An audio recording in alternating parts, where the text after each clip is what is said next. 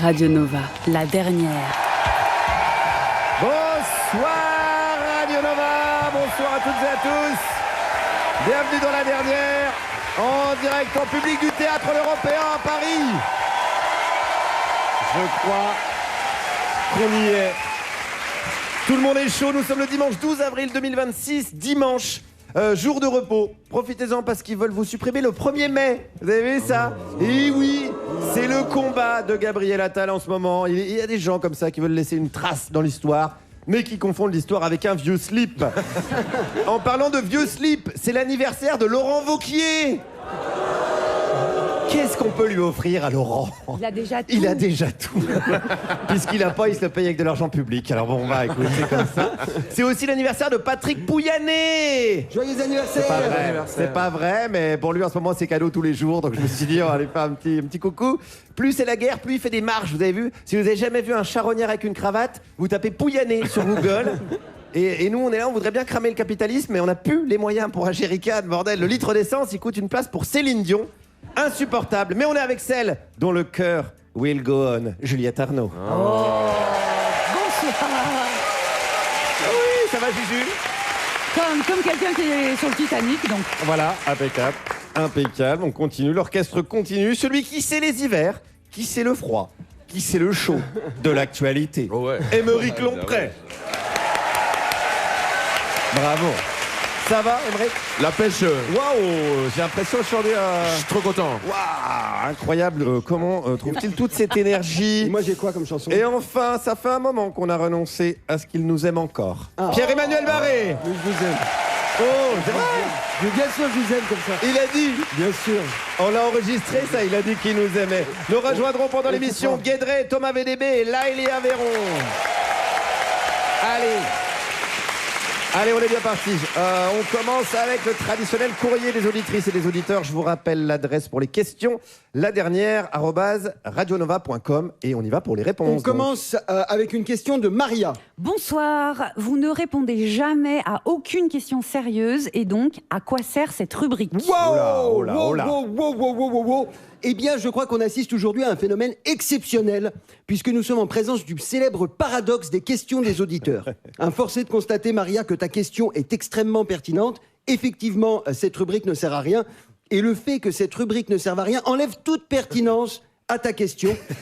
C'est la question de Schrödinger. Elle est à la fois pertinente et parfaitement inutile. Si tu as d'autres questions, Maria, je te conseille de faire appel à l'intelligence artificielle, qui te répondra probablement moins bien que moi, mais mieux que mes collègues. Ok. On enchaîne avec la question de Lou. Salut la dernière. Y a-t-il plus de morts ou de vivants sur Terre? Ah, alors ça c'est vertigineuse, hein, question vertigineuse. Alors ça dépend où, bien sûr. Sur la Côte d'Azur, beaucoup plus de personnes décédées, qui votent d'ailleurs, ou qui écoutent Radio Classique, donc voilà. Tout dépend aussi de ce qu'on appelle décédé. L'état de mort cérébrale n'empêche pas d'être, par exemple, rapporteur d'une commission d'enquête parlementaire sur l'audiovisuel public. Et oui, mais oui. Et donc voilà...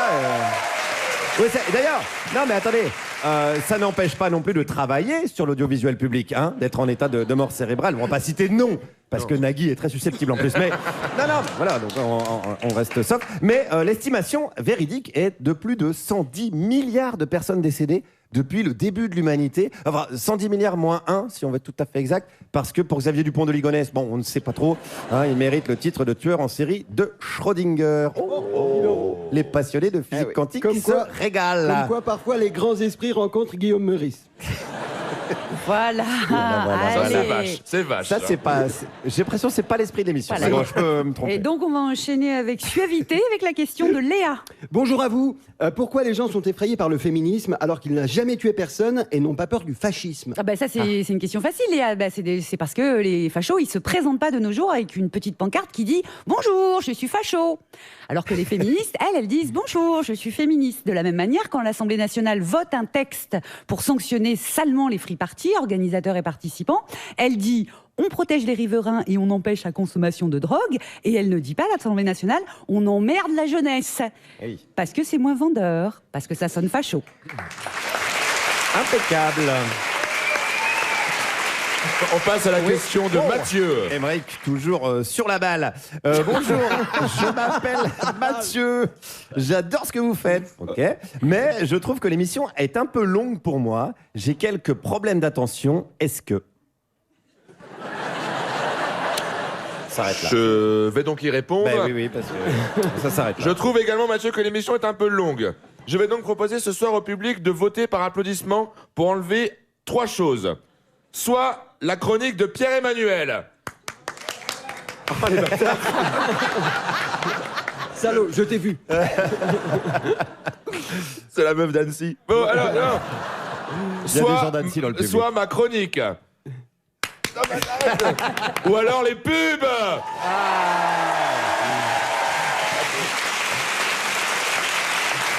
Ah bien. Très bien. On passe à la question de Luc. Bonjour, je termine en juin mes 5 ans d'études en journalisme. Je ne suis pas encore sur le marché du travail et j'en ai déjà plein le cul de cette actualité de merde. Que me conseillez-vous ? 5 ans d'études de journalisme. Félicitations, Luc. C'est déjà 5 fois plus que Léa Salamé, Benjamin Duhamel et Agathe Lambray. Je comprends ton inquiétude grandissante concernant ton entrée prochaine sur le marché du travail, mais rassure-toi, Luc, à cause de la pénurie de l'emploi sciemment organisée par le bloc bourgeois, il y a de fortes chances que tu ne trouves pas de travail et que tu n'aies donc pas à supporter des collègues comme Léa Salamé, Benjamin Duhamel et Agathe Lambray. J'espère que cette nouvelle t'enchante. Et on passe à la question de Bastien. Salut le public. Au début, la chronique de Juliette était bien mieux accueillie. Or, j'ai l'impression que le jingle y joue en coupant votre élan d'enthousiasme. Pourriez-vous ovationner Juliette comme il se doit ? Alors, non. Non. Attendez les minous. Bastien, c'est ma faute. C'est moi, en fait, qui ai demandé à mes collègues de ne pas lancer d'applaudissements avant ma chronique parce que ça m'angoisse. Mais hors ma chronique, attention, je maîtrise comme personne les ovations. Tenez. Mais encore. Voilà, parce que moi, j'aime le public, que le public m'aime. Et d'ailleurs, je vais me présenter au présidentiel. Juliette 2027. C'est dit. On passe à la question de Laura. Oh là. Ah oui, il se passe un truc. Ok. C'est historique. Historique ce qui se passe. À la question de Laura, donc. Oui. Salutations bipèdes. J'ai un ami extraterrestre qui voudrait savoir pourquoi il y a encore des élections en France. Merci de répondre dans un langage terrien facile à comprendre ou de préférence en galactique. Alors, salut Laura. Bon, je rappelle que le protoxyde d'azote est un fléau, hein.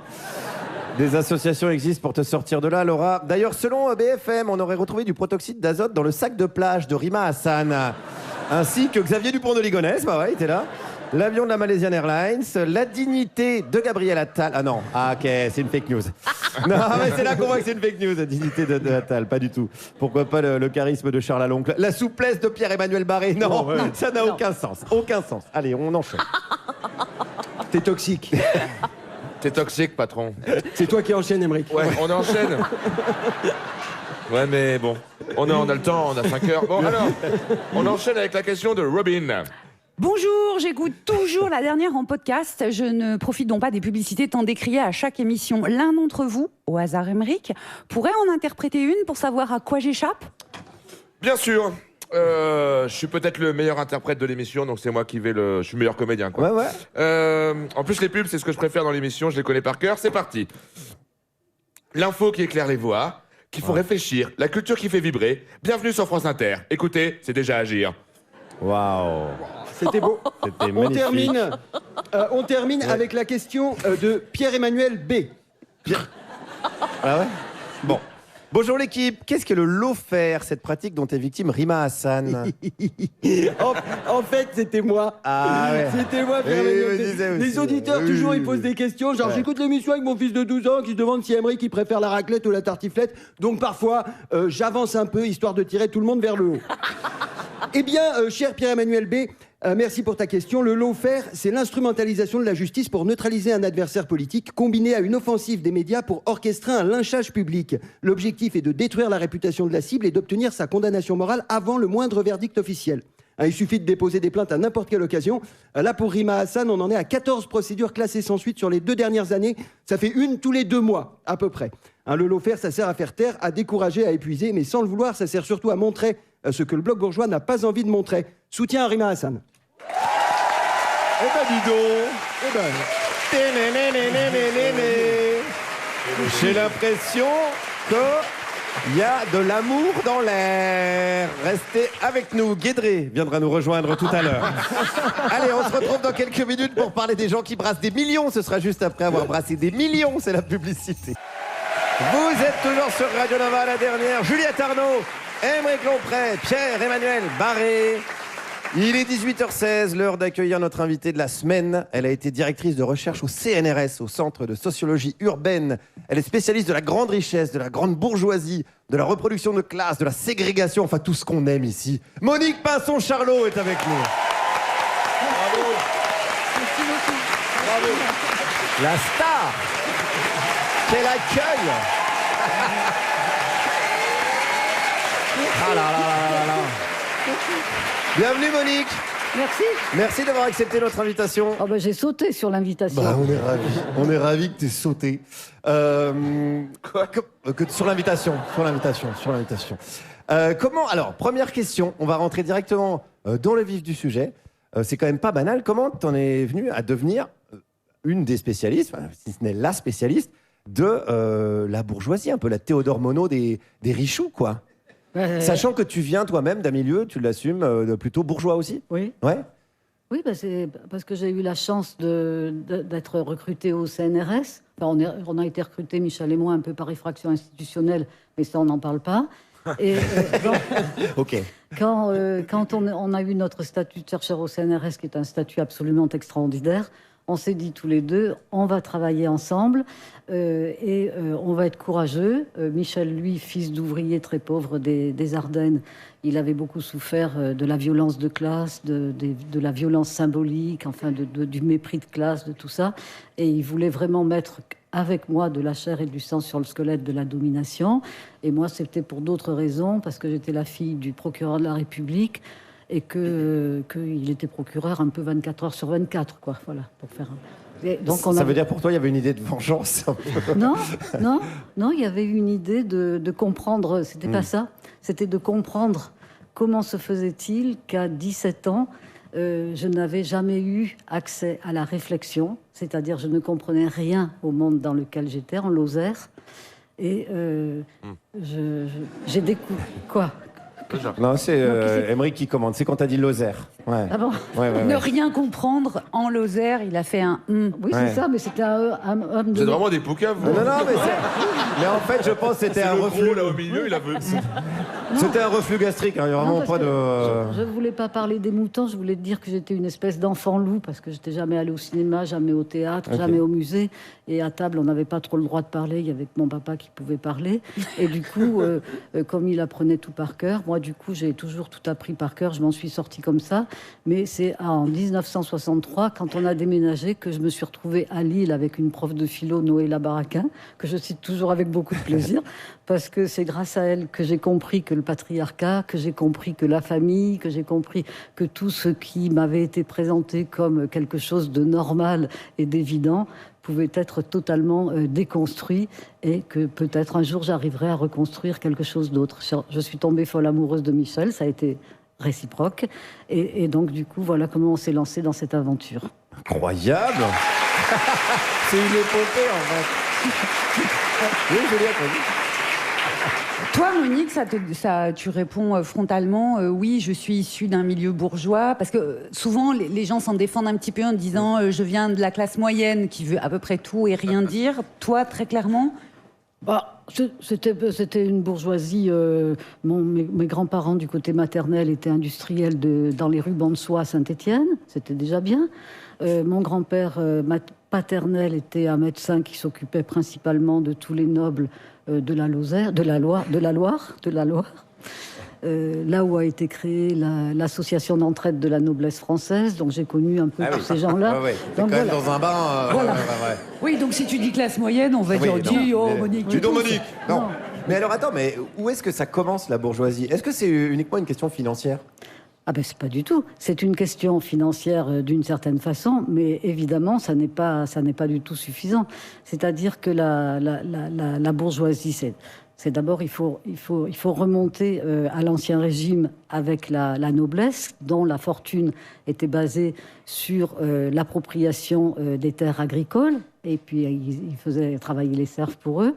Et puis après, il y a eu la Révolution française, qui en fait était une révolution bourgeoise, et la bourgeoisie donc a fait cette révolution à partir des titres de propriété qu'elle a eu d'une manière ou d'une autre, par héritage ou par autrement, que la bourgeoisie, sur la base du... pardon, je cafouille. Non, sur la non, base, c'est très clair sur pour la l'instant. base, Pour l'instant, on suit. sur la base du capital industriel.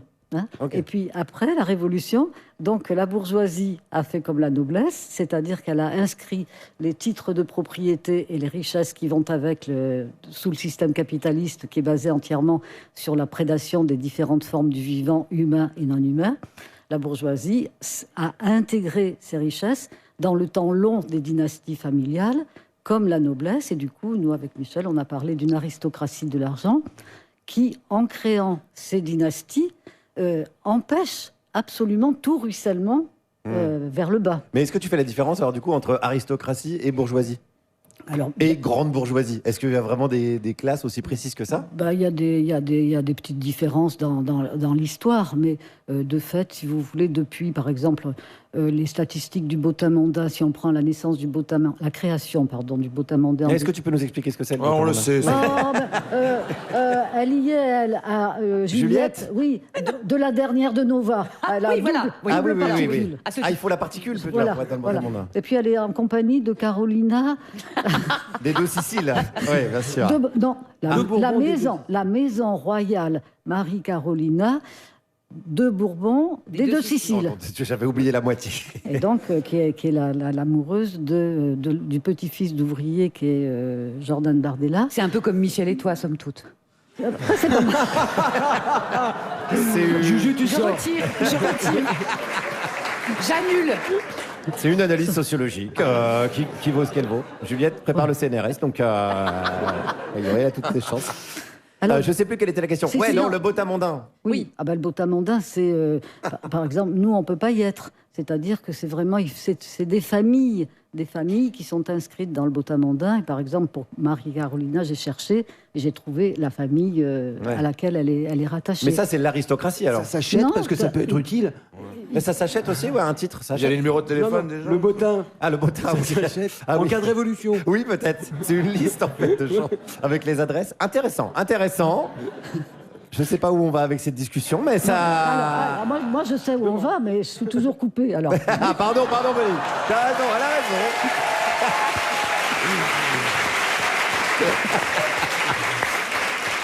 Un point pour Monique.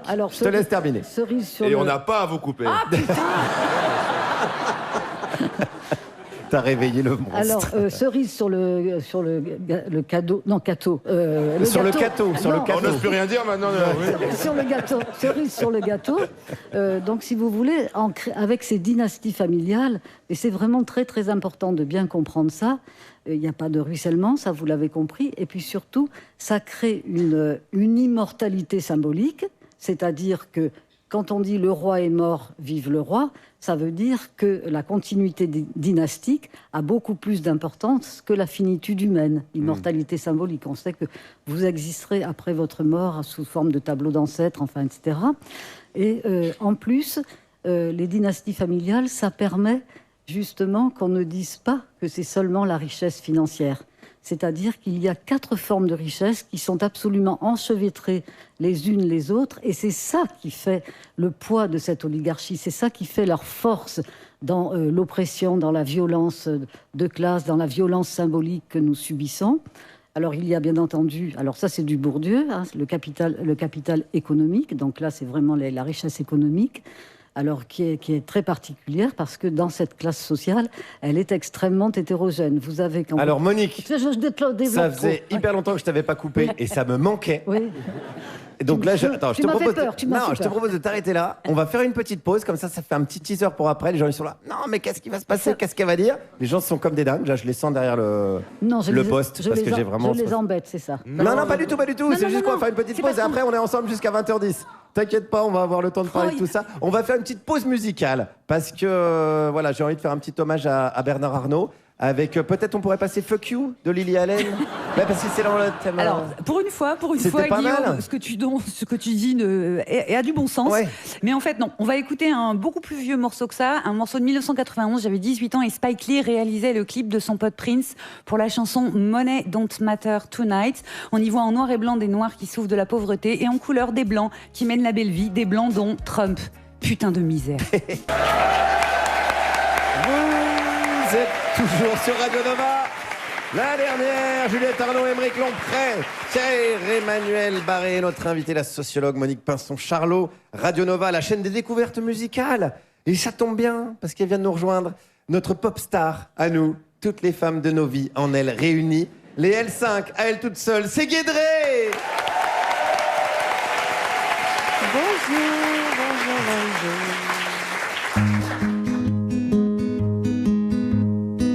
Vous trouvez pas qu'on est trop mignon à faire toujours les mêmes trucs qui pourtant ne marchent jamais? Écrire Macron démission sur des grands bouts de carton en pensant qu'il se dira « Ah zut, il m'aime pas, bon bah je m'en vais ».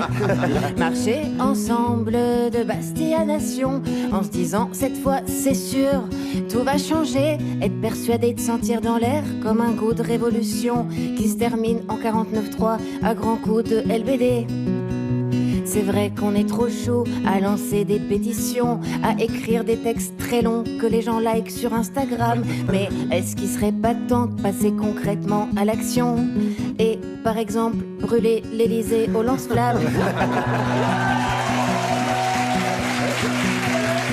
Aller couler des yachts, crever des pneus de Lamborghini, faire caca dans la mer Caspienne pour que le caviar soit mauvais, lâcher des sangliers sur le golfe du Polo Club de Paris et des goélands au-dessus de l'aéroport du Bourget. La violence, ça peut marcher dans les deux sens. Ne serait-il pas temps de voir la peur changer de camp? Qu'il se chie dessus, qu'il n'ose plus sortir dans la rue.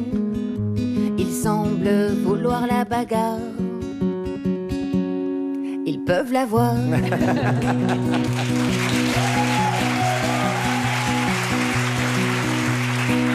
Refilons-nous la gastro et rendez-vous à l'hôtel Crillon pour lécher les croissants du petit déjeuner. Faisons venir Cocho le clown Coco à la fête d'intégration de l'ENA et HEC. Devenons craquettes et installons-nous dans le 16e, tout autour de la villa Montmorency. Déguisons-nous en boule de neige géante à Mégève et Courchevel et dévalons les pistes de ski quand ils sont dessus, parce que sinon ça sert à rien. On peut continuer les grèves en signe de contestation, mais ils s'en battent les couilles. Peut-être qu'il faut faire pareil, mais à 70 millions. Et nous en battent les couilles. Ne plus aller bosser, ne plus payer nos loyers, aller à la banque et retirer tous nos sous, juste pour voir sans qui tout s'arrête de fonctionner et qui ne sert à rien du tout. La violence, ça peut marcher dans les deux sens. Ne serait-il pas temps de voir la peur changer de camp? Qu'il se chie dessus, qu'il n'ose plus sortir dans la rue. Il semble vouloir la bagarre. Ils vont la voir. Guédré. Merci Guédré. Ta tournée de printemps s'achève bientôt. Tu reprends en automne avec notamment une date à Paris, à l'atelier, théâtre de l'atelier le 20 novembre. Merci beaucoup, Guédré. On parlait de la bagarre. On est toujours avec notre invitée, la sociologue Monique Pinson-Charlot, de la bagarre, de la violence. Il en est question dans la bourgeoisie. Juste avant, t'étais en train de nous expliquer qu'il y a 4 types de richesse. De richesse. Donc on a vu la richesse économique. La richesse, Donc, les sous-sous. j'avais quand même pas fini ma phrase. Alors on... Et donc- Ouais, mais perds pas Elle a la- un petit côté procureur. Oui, quand oui, même, oui. hein. Là, la reproduction sociale marche à plat. Hein. Ouais. Alors, je mais, t'en prie. bon, voilà, c'est moi qui parle. Hein. Oui. Oh, dis donc, dis donc. Ah ben c'est vous qui avez voulu l'inviter, moi j'étais contre. Hein. Je ne sais même pas qui c'est. C'est pas vrai. Monique, on Alors- t'écoute. Non, on t'écoute. Alors, surtout que là, je vais commettre un acte d'impertinence, mais je le fais quand même. Donc, le capital économique, c'est la richesse, donc liée au titre de propriété, à tous les dividendes, les profits, ça, vous savez, qui sont très, très riches et qui s'enrichissent de plus en plus. Et si je prends, et je vous invite à acheter chaque année, alors là, vous allez me détester, le numéro de challenge du jour de juillet, juste avant le 14 juillet, le jeudi avant le 14 juillet, avec le palmarès des 500 plus grandes fortunes. Mais oui. Et là, Le classement. Ah ben oui, mais c'est super. Ouais, c'est Parce excellent. qu'en fait, c'est vraiment la sociologie des pinsons Charlot, c'est parfait. Ouais. Pour 6 €, vous avez les plus belles photos. Peut-être avez vous pouvez le voler aussi. Hein Oui. Vous pouvez le voler. Dans un relais. On peut, Vous voulez Voilà. Vous arrêtez de la couper, nom de Dieu, merde. Eh bien, vous verrez qu'il y a, en général, entre la première fortune, cette année c'est Hermès, et la 500e fortune, il y a 860 fois la 500e fortune dans la première. C'est-à-dire qu'il y a une hétérogénéité dans cette classe sociale, dans cette aristocratie de l'argent, qui n'existe nulle part ailleurs dans la société. Capital économique, capital social, c'est très important. C'est toutes les relations sociales qu'ils entretiennent. Ils vivent toujours entre eux, dans un entre-soi géographique, dans un entre-soi des cercles, dans des entre-soi d'institutions diverses et variées. Ils sont toujours entre eux, et le fait d'être toujours entre eux leur donne cette capacité de se croire supérieurs aux autres, d'avoir une vraie conscience de classe, d'affiner la conscience de classe. Ils sont toujours en train de danser, d'aller dans de la sociabilité mondaine. Et à quoi on a participé? Est-ce que c'est pas ça qui nous manque, nous? Alors nous, Cette conscience de classe, est-ce qu'on l'a pas perdue? Ah ben complètement. Ouais. C'est-à-dire que nous, on est complètement divisés. Attends, laisse-moi finir. Oui, pardon. Alors, hein. Désolé d'interrompre Alors, le cours magistral. Non, non, vas-y. Donc, Je te rappelle, t'es invité, Guillaume. le capital social, tout le monde a bien compris. Hein. Oui. Ça, c'est bon. Entre soi. Oui, c'est bon, c'est bon. Voilà. Bon. Ensuite, c'est le capital culturel. On est dans le monde des collectionneurs d'art, on est dans le monde des grandes écoles. Je fais cours, voilà, c'est très important. Le capital culturel, qui autrefois était plutôt dans le camp des communs, dans le camp de l'intérêt général. Et là, aujourd'hui, tout est financiarisé.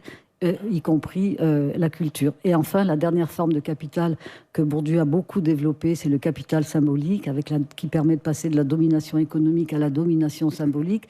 Et la domination symbolique, ça veut dire que les plus démunis, même nous, les membres ici des classes moyennes, ici représentés avec Radio Nova, là, votre radio. Oui, notre truc, là. Notre blog. Du coup, j'ai Donc, perdu. oui, alors pas- même nous, ta gueule. Violence symbolique de ville. Donc, Habitus. Wow. Alors voilà. Alors, La attends, viol- attends, la, Monique a violen- retrouvé. la violence symbolique, Oui. c'est lorsque les dominés reconnaissent effectivement aux dominants qu'ils sont supérieurs. Et comme ils disent, cela se voit parce qu'il y a la construction de corps. La guerre de classe, c'est aussi une guerre des corps. Et les corps des dominants sont tout à fait spécifiques. Ils se tiennent toujours bien droit. Évidemment, il n'y a jamais de frange sur le front, parce qu'on m'a dit, moi, on m'a dit, oh, c'est pas que ça fait mauvais genre, mais voilà, ils ont. Il n'y a pas de frange dans la Non, bourgeoisie. il y a Attends, une ça, c'est façon- intéressant quand même, Monique. C'est la première fois que j'entends ça. Ah ben, je te le dis. Ok. Eh ben, il faut toujours qu'il y ait une première fois. Oui. Et pof. Oh, non, mais je fais pas le malin aujourd'hui, hein, je sais bien. Ouais. Pardon, Monique. Et ben, j'ai perdu mon Ben oui, fil. oui, Au voilà, début, voilà. Au début, on était sur la division au sein des classes moyennes. Oui, c'est Oui. ça, c'est ça. Et donc, Mais vous êtes qui, vous, monsieur Monique. et donc, voilà. Alors nous, là, ce soir, je sens qu'on est vraiment unis. Parce qu'on est... Ah oui, j'ai l'impression. Mais non, mais Laissez-la attends. parler. Arrêtez d'applaudir. Attends, Monique, ça c'est intéressant parce que tu parlais de l'hétérogénéité, pas facile à dire, Oui. dans les richesses, mais tu Oui. dis quand même qu'ils ont une conscience de classe, donc qu'ils sont unis, ils tissent des liens très très forts. Nous, on a l'impression que c'est un peu concurrentiel, que les riches, ils se regardent un peu comme ça. Ah non, ça alors, parce que Ils tu as... essayent de tu as- se bouffer c'est les ça. uns les autres, etc. Voilà, ben ça, c'est parce que tu as intérêt à penser ça. Non, mais c'est aussi parce que. Alors, Je sais pas si c'est un Tu vas au compliment, coin, ça. Guillaume, tu vas au coin. alors, Les mains sur la tête. non, mais Monique, non, j'aime pas défendre Guillaume. Oui. Vraiment, j'aime pas. Mais il faut reconnaître que de temps en temps, comme par effraction, on voit ce qui leur arrive. Je sais pas, quand les Gucci s'entretuent, quand la famille Bettencourt s'entretue, et que nous, on lit les journaux et qu'on voit, on peut avoir l'impression, effectivement, que de temps à autre, ils sont pas si solidaires les uns et les autres, en tout cas à l'intérieur des familles, que ça. Oui, c'est-à-dire que c'est pas toujours une partie de chatouille. Enfin, je veux dire, c'est pas toujours parfait, quoi. Mais en même temps, ils sont toujours solidaires. C'est-à-dire que, par exemple, quand il y a un conflit qui va trop loin, par exemple entre Bernard Pinault et Arnaud. Bernard Arnault et et François Pinault. Ouais. Alors Bernard Oui, Arnault oui, et oui. François C'est Pinault. les mêmes. Hein, donc À propos de Hermès, notamment. À propos de non, c'est Gouchy. À propos de Gouchy, eh bien, ils ont envoyé un des leurs à un moment où ça allait trop loin, un des leurs pour pacifier tout ça et qu'ils trouvent un accord. C'est-à-dire que les intérêts de la classe doivent toujours être protégés, y compris lorsque quelqu'un, par exemple, lorsqu'un arbre de la forêt tombe parce qu'il a fait de la fraude fiscale grave, eh bien, et qu'il va être jugé devant les tribunaux, on lui demande évidemment de ne pas dénoncer, de ne pas dévoiler les roueries et les rouages, de ne pas dévoiler les... Une belle solidarité, finalement. On devrait prendre exemple sur eux. Attends, pour vous plomber votre soirée. Allez, je vais vous c'est dire parti. On avait besoin de ça en plus, Monique. C'est Donc ma chronique, je dois faire ma chronique. Non, c'est-à-dire que nous, avec Michel, très honnêtement, on cherchait le communisme dans la classe ouvrière. Eh oui. C'était vraiment notre évangile à nous. Hein. Et nous avons trouvé un communisme de luxe et de pouvoir tout en haut de la société. Incroyable. Et alors, non mais je vais m'arrêter parce que si je me mets à expliquer Attends, surtout Monique, comment ça fonctionne... tu vas exactement faire ça. Oui. Mais là, je suis obligé de t'interrompre pour une raison extrêmement précise. Parce qu'on parlait de lutter contre le capitalisme qui est un fléau mondial, qu'il convient de combattre et d'éradiquer. Mais on va le faire quand, Monique ? On va le faire après la publicité, pardi. Vous êtes toujours sur Radio Nova, la dernière. Juliette Arnaud, Aymeric Lomprey, Pierre-Emmanuel Barré, Guédré qui reste avec nous et notre invité Monique Pinson-Charlot qui traque les richoux. C'est intéressant, Monique, c'est vrai tout ce que tu racontes, mais en même temps, je trouve ça pas gentil ton attitude parce que les riches, ils paniquent. La France a peur.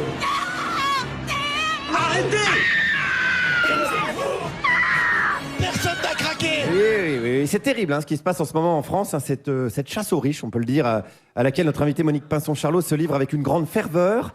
Moi, je voulais donner la parole à la défense, à Hélène Mercier-Arnaud. Oui, vous avez peut-être vu passer dans l'actualité, elle est pianiste, elle est en promo en ce moment, mais c'est aussi la femme à Bernard. La femme à Bernard Arnault, elle est franco-canadienne et elle était en interview il y a quelques jours sur RTL, chez Marc-Olivier Fogiel, pour parler musique et fortune. Bon, la fortune, moi, je pense pas à ça. Ça m'intéresse pas. En même temps, l'argent fait une partie du bonheur quand même, non ? Non, c'est bien connu que l'argent fait pas le bonheur. Vous me dites Le ça, bonheur, l'argent fait non, pas le le bonheur. bonheur, on le porte en soi. Mais quelle beauté, putain. Ça te fait pas chialer, ça, Monique ? Le bonheur, on le porte en soi. J'ai envie de m'en faire un tatouage. Avec un coucher de soleil, puis des dauphins comme ça qui sautent. Et puis la tête à Hélène, comme ça va être magnifique, quoi. Les pauvres, ils devraient faire ça pour te donner du courage le matin. Allez, les pauvres, débarrassez-vous des soucis. Prenez exemple sur Hélène. Je vis pas avec de la culpabilité tous les jours. C'est la société, c'est le monde dans lequel on vit partout, en fait. Quand j'ai été en Afrique, c'était quand même beaucoup plus marquant que ce que je peux voir en France. Quand même. Allez, pensez à ça, les pauvres. En Afrique, c'est bien pire que vous. C'est Hélène qui vous le dit. Elle connaît bien, elle a vu du palace où elle était. Elle voyait, si elle tournait comme ça la tête à la fenêtre et qu'elle clignait des yeux en regardant Arte, elle est tombée sur un reportage une fois. Enfin, voilà. Enfin, je veux dire, c'est de la vraie pauvreté. C'est pas votre pauvreté de privilégié. Alors, vous avez peut-être suivi ça, mais cette interview de RTL a été coupée et Mediapart s'est procuré les extraits coupés. Coupés certainement par pudeur. Parce que Hélène, elle veut pas passer pour une sociologue spécialiste de la précarité, alors que quand même elle l'est. Ce que je vais vous dire va peut-être vous choquer. Bon, les SDF, j'y pense pas tous les jours. Les premières fois que j'ai vu, on appelait ça des clochards.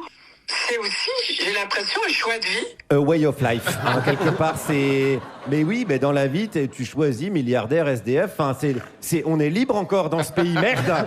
La vie, c'est un peu Parcoursup, quoi. Voilà, il faut respecter le choix de chacun. C'est quoi être SDF ? C'est un retrait du monde. C'est difficile de s'adapter à la société. Et on n'a pas forcément envie de s'adapter à la société.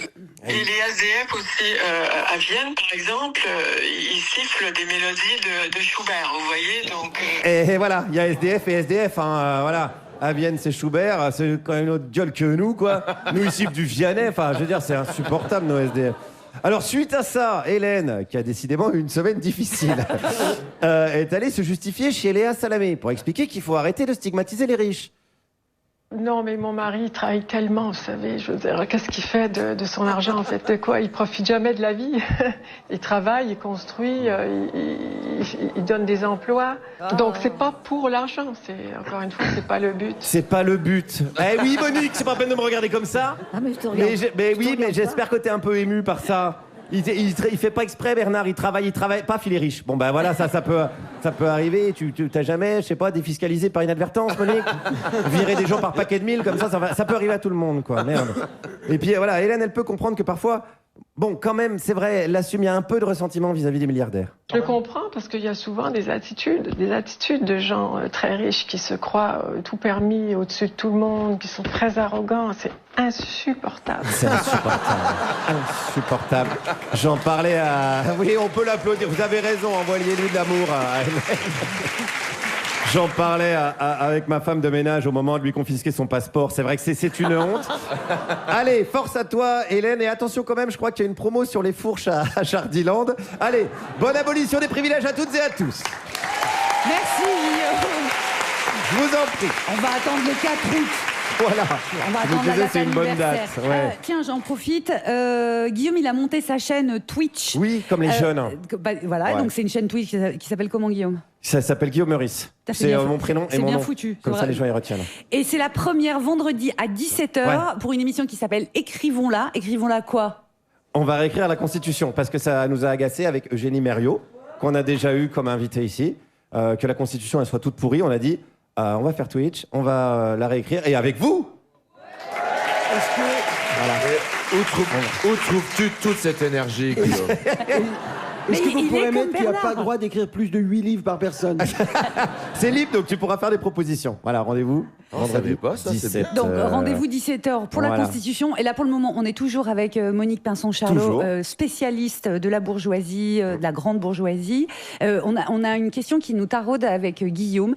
On se disait comment Michel et toi, vous êtes, comment vous les avez infiltrés ces gens-là? Est-ce que vous avez fait comme Rambo qui se mettait des branches dans le nez? C'était quoi votre déguisement à vous? Vos portes d'entrée Alors d'abord, on s'est dit, on a été modeste au départ. D'abord, quand on a décidé de travailler sur la grande bourgeoisie, comme par hasard, il n'y avait plus d'argent pour faire nos travaux d'enquête. Donc on s'est dit, c'est pas grave, on va marcher, on va partir de Bourg-la-Reine, on ira dans le 16e à pied, ou on pourra revenir en métro, peu importe. On ira à Neuilly, et puis on va prendre des notes, on va faire des petites interviews comme ça. On a fait un truc un peu journalistique, disons. Et puis quand on s'est senti à l'aise, qu'on a senti qu'on pouvait. Donc, on a utilisé deux entrées qu'on avait bien négociées avant. La première qui était toute facile, puisque c'était notre directeur de laboratoire, Paul Rendu, qui était issu d'une très grande famille de la bourgeoisie de Neuilly. Donc là, il nous aimait beaucoup, nous l'aimions beaucoup, c'était tout simple.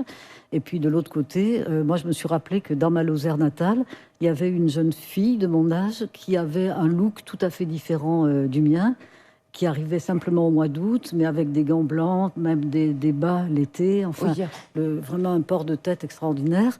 Et je suis arrivée à la retrouver et elle nous a accueillis avec beaucoup, beaucoup de générosité.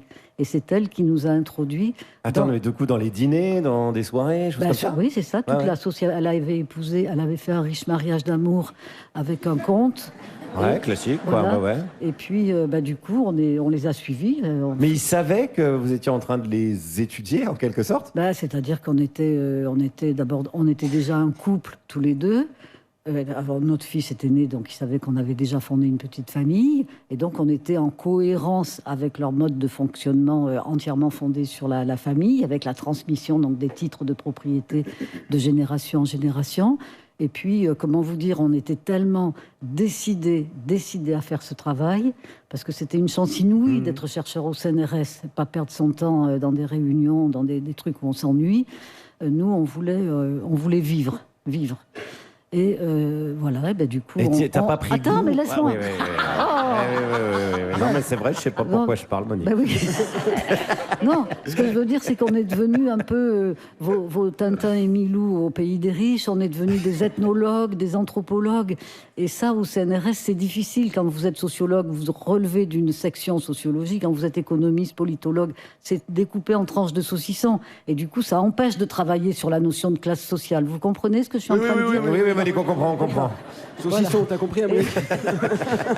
Et donc, alors par rapport à la femme, à l'épouse de Bernard Arnault, Oui. Ce qu'il y a Hélène, ce qu'il y a d'extraordinaire, c'est que en fait, ils sont effectivement toujours en train de travailler et en même temps, ils sont toujours en train de ne pas travailler. On ne sait pas, il n'y a pas les séparations dans l'ordinaire de nos vies à nous. Hein.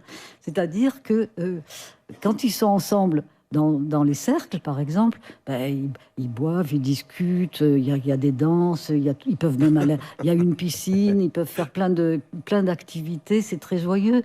Les rallyes pour les jeunes, c'est pareil. Mais en même temps... Attends, tu peux expliquer ce que c'est un rallye? Il faut tout. Ouais, c'est le principe de l'émission. Monique. En fait, à la base, il y avait des questions et tout, mais c'est bien, hein. On passe un bon moment. Hein. Mais non, mais parce qu'il y a plein de gens, toi, tu sais. Mais il y a plein de gens qui savent pas ce que c'est un rallye. Mais si, je suis sûre qu'il y a plein de gens Non, mais il y a des gens qui nous écoutent aussi. C'est pour ça que tu as un micro. Ah, d'accord. Oui. Non, Et mais- du coup, il y a des gens qui écoutent et qui disent, bah, c'est quoi un rallye? C'est des bagnoles. Moi, tout. franchement, je pensais que c'était un truc que j'entendais quand j'étais gamine et que ça s'était complètement dissous. Pas du tout, au contraire. C'est Mais les je savais rallyes. pas. Les rallyes, je te le dis. Les rallyes ont été créés. Alors maintenant, tu écoutes. Je vous en prie. Les rallyes ont été créés en 1950, au sortir de la Seconde Guerre mondiale, à un moment où l'école est devenue obligatoire pour tout le monde. C'est-à-dire que dans les familles les plus riches, c'est vrai que souvent, c'était le préceptorat à domicile. Donc ça, c'était plus possible. Donc du coup, il fallait faire très attention aux mésalliances, à ce que les enfants ne côtoient pas des gens qui ne soient pas de leur milieu. Parce que sinon, ils pourraient les épouser, par exemple, et ça fait perdre de l'argent. Ah ben non, c'est pas ça. C'est que la mésalliance, c'est la cata. Mais au niveau économique. Non, pas à tous les niveaux. T'as pas compris. J'ai parlé de 4 formes de richesse. Oh, mais Juliette, qu'est-ce que... Oh non. Mais elle est pas avec nous, hein. On la connaît pas. La sororité, Et là. Alors, donc, Allez-y, madame. donc, merci, monsieur. Non, mais je vous en prie. On ne sait toujours pas ce que c'est un rallye, Monique. Hein. Mais c'est une course de bagnole. Pour moi, c'est toujours les voitures. hein. Voilà. Bon, allez, on Alors, enchaîne. De toute façon, si tu peux pas faire ma chronique, ça Oui, va. En 1950, oui, oh là, oui. cette classe sociale a décidé de créer les rallyes, c'est-à-dire une troisième instance de socialisation. Il y a la famille, il y a l'école, des écoles spécifiques pour la grande bourgeoisie, et puis les rallyes. Et les rallyes, c'est vraiment comme une école. Ça commence à l'âge de 10 ans. Et puis, les enfants doivent apprendre, si vous voulez, à aimer leurs semblables, à reconnaître en amour et en amitié leurs semblables, et pour plus tard, éviter les mésalliances. Et Ils sont mignons. Bah, Y a pas de bagnole, quoi. Non. Bon, merci Monique, merci pour ça. On va revenir à tout ça. On a encore du temps à passer ensemble. Mais il y a une chose que tu sais pas, Monique, c'est qu'autour de la table, il y a un ancien collègue à toi du CNRS. Alors lui, ça veut dire cannabis, Negroni, Ricard, Suze, mais ça marche quand même. Il a enquêté sur toi. Voici ce que vous ne savez pas sur l'invité et que même l'invité ne sait pas Elle fait trop peur. sur elle-même. Et j'aimerais pas du tout être à ta place. Générique. Émeric, s'il a encore une chronique, c'est qu'il a des dossiers sur Meurice. Le petit bisou. Ah oui. Ah oui, Guédré n'était pas au courant, visiblement, du petit rituel là, qui est un bisou. Merci de m'avoir écouté. Merci beaucoup, Émeric, c'était super. Non, mais allez, c'est un personnage, madame. Hein. Ouais. Bon, Oh là, j'ai peur. aujourd'hui, dans ce que vous ne savez pas sur l'invité, quelque chose de fou. Hein. Mais non. Ah, j'ai pas dit encore. Quelque chose d'incroyable. vais y Puisque aller, moi. Je vais y aller. Monique Pinson... Bon, là, Monique, ça va pas être un moment agréable pour personne. Hein. Donc on avance, c'est avec l'argent de Pigasse. Allez. Puisque Monique Pinson Charlot possède le plus grand yacht du monde. C'est pas vrai. Oui. J'en étais sûr. J'en étais sûr, c'est tout. Ah oui, était c'est ouais, plus de 2000 mètres. Soit 1,5 km. Non. J'imagine trop Bernard Arnault, tu sais, en train d'écouter la radio comme ça, en caressant son chat comme ça. Mais qui est cette Monique Pinson-Charlot qui possède le plus grand yacht du monde, alors que normalement c'est moi qui possède le plus grand yacht du monde. Il me faut la retrouver. Emmanuel, Marine, venez mes chiens. Allez retrouver cette Monique. Wow. Ah, c'était parfait. Alors, c'est donc un yacht de 2000 mètres qui est amarré dans le port de Saint-Tropez. C'est parfait. Alors, ne me coupe pas.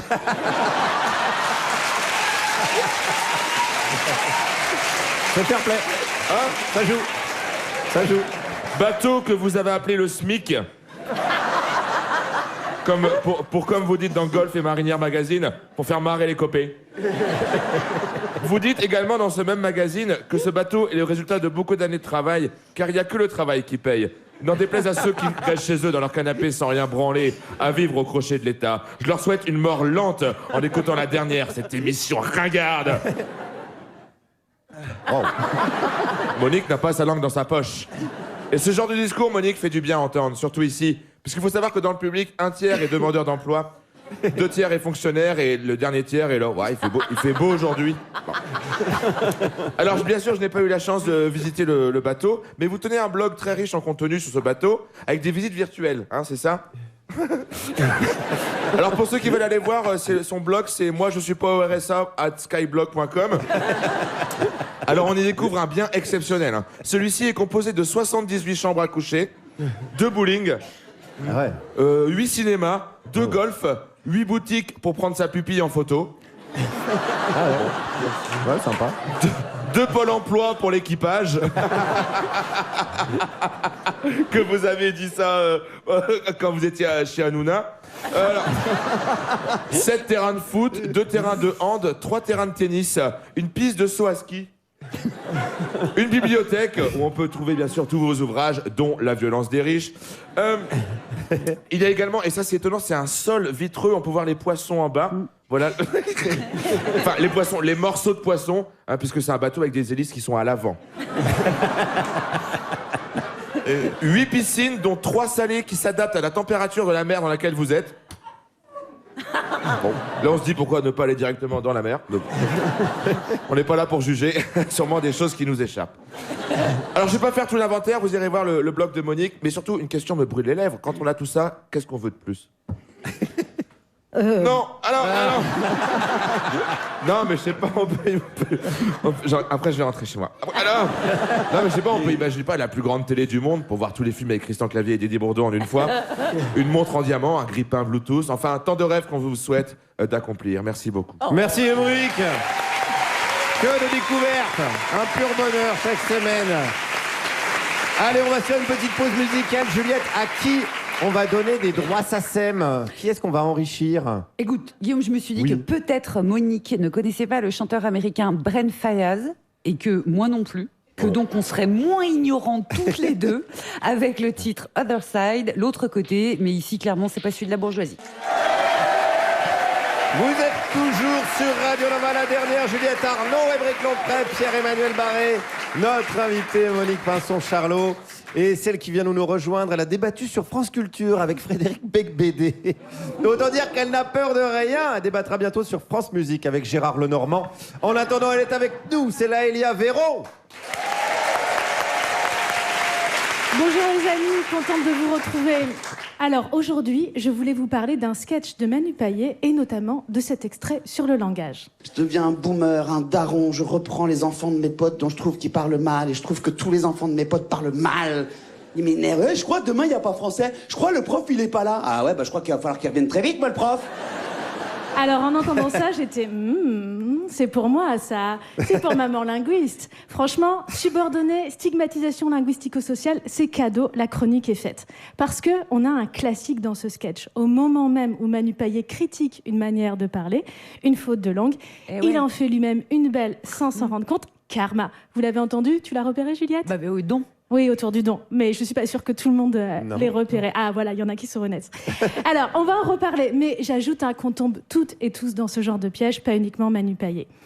Qu'est-ce que c'est une faute ? Une faute, c'est le fait de ne pas respecter une norme. Mais il y a des fautes qu'on voit et d'autres qu'on ne voit pas ou qu'on voit moins. Là, Manu Payet va cibler une faute qu'on voit, le fait d'omettre le que. Je crois le prof, il est absent, au lieu de je crois que le prof est absent. C'est ce qu'on peut appeler une faute d'hypocorrection. Hypo, c'est en dessous, donc hypocorrection en dessous de la correction. Une faute qui est due à un relâchement ou à une hésitation syntaxique sur la construction de la phrase. Alors bon, en réalité, c'est pas du tout uniquement contemporain, ce n'est pas du tout uniquement chez les jeunes. Il y a toute une thèse en linguistique d'Ophélie Ferreira sur la question. Le linguiste Mathieu Gou, qui m'a aidé pour cette chronique, l'a prouvé. On trouve des subordonnés complétifs sans queue dès la chanson de Roland au XIIe siècle, donc ça fait un bail qu'on parle mal. Mais on va remarquer ça davantage chez les jeunes, parce que le parler des jeunes, c'est toujours un grand sujet de fascination. Bon, l'omission du que, ça c'est une faute qu'on voit. Mais il y en a d'autres qu'on voit moins, qu'on stigmatise moins, ce sont les fautes d'hypercorrection. Quand la locutrice ou le locuteur essaie au contraire de bien parler, d'employer des tournures identifiées comme prestigieuses, mais se trompe.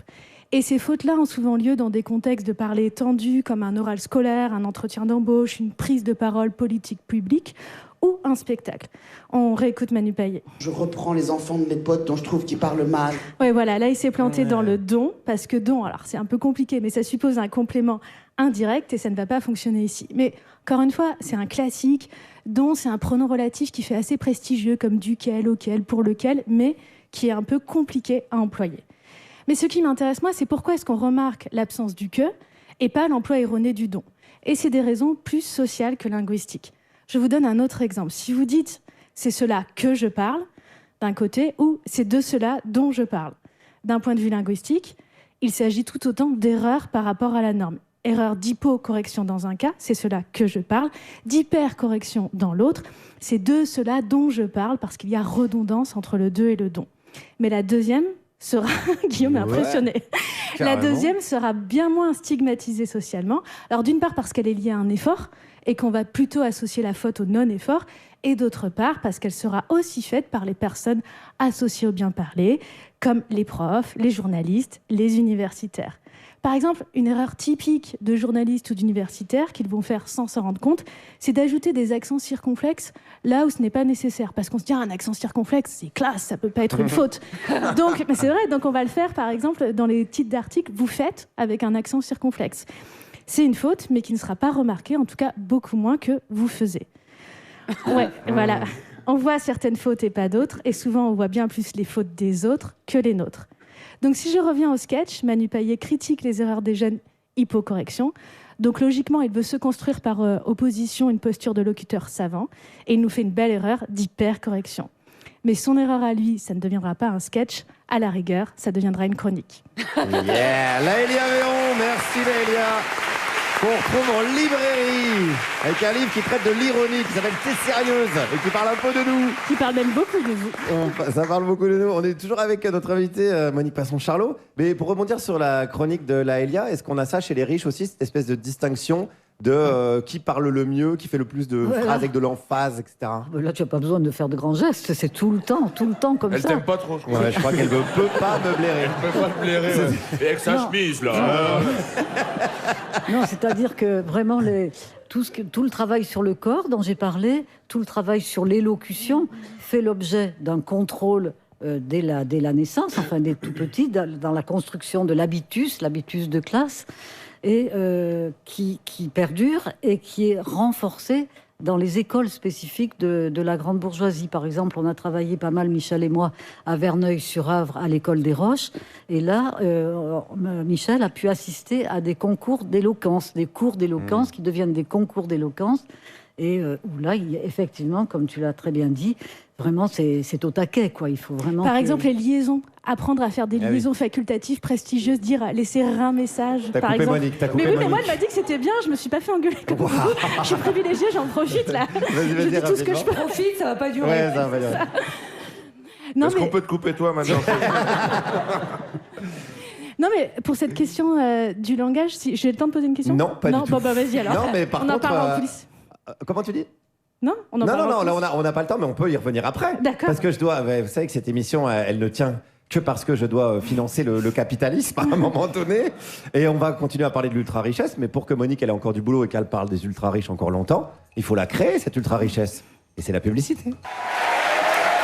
Vous êtes toujours sur Radio Nova, la dernière, Juliette Arnaud, Émeric Lomprey, Pierre-Emmanuel Barré et notre invité, la sociologue spécialiste de la bourgeoisie, Monique Pinson-Charlot. Il est 19h19 et c'est le moment de celui qui a un prénom de bourgeois, un look de bourgeois, un train de vie de bourgeois, mais qui n'imagine les soirées cocktails que dans leur version Molotov. Pierre-Emmanuel Barré. Merci beaucoup. Bravo. Merci. Bravo. Merci. Merci. Non, arrêtez. Attends, j'ai une question.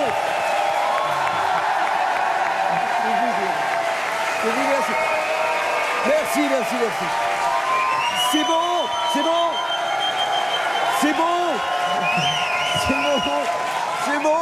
Vous avez tous signé la pétition contre la loi Yadan? Eh oui, évidemment.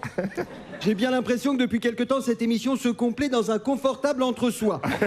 Alors c'est pourquoi j'ai décidé de donner la parole à quelqu'un qui n'a pas signé cette pétition. Salut Pierre-Emmanuel. Salut les gros nazes. Bonjour Girafon. Bonjour. Alors Girafon, tu fais pas partie des 670 000 signataires de la pétition contre cette proposition de loi de Caroline Yadan. Tu soutiens cette loi? Mais non. C'est juste que j'ai pas de bras, je peux pas signer, j'ai pas de bras. Bah, si tu veux, Girafon, je te le mets dans la bouche. Comme hier soir. Non, Girafon. Le stylo, Girafon, pour signer la pétition. Oh, dommage. On signe. Attends, Girafon. T'as bien lu la proposition de loi avant de signer la pétition? T'es sûr?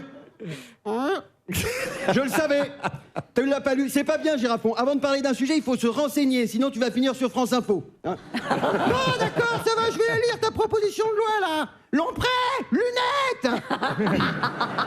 Oh, Girafon, un petit peu mal. Il est myope. Oh, mais c'est des verres grossissants. Non? Oh, pardon. Allez, joli. Oh, c'est bien ce que je pensais. Quoi? C'est de la merde. Tu veux dire que le projet de loi porté par Caroline Yadan instrumentalise la lutte pourtant essentielle contre l'antisémitisme afin de criminaliser toute critique de l'État d'Israël? Ah oui, aussi. Mais je disais c'est de la merde là, regarde. Sur la feuille, c'est de la merde. Il y a des traces de merde là. Tu t'es encore torché avec un projet de loi. Oui. Pardon, je peux pas m'en empêcher, c'est du 80 grammes couché mat, quadrichrome, recto verso, c'est très doux pour le... Mais c'est dégueulasse.